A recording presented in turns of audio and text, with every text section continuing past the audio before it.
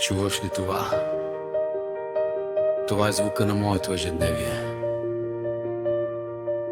Не бързам за никъде вече не. Казват ми Дино, познават ме като Инви. Ето ме. Здравей!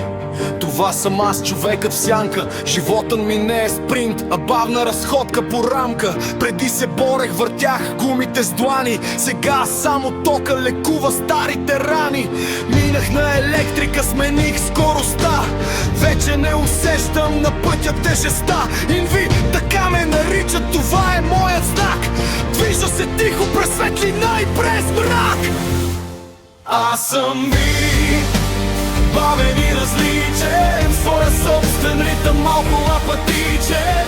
Стел, джоба и батерия в гърба. Това е моят път, това е моята съдба. Аз съм Инви, бавен и различен, своя собствен ритъм, малко апатичен. Стел, джоба и батерия в гърба. Това е моят път, това е моята съдба.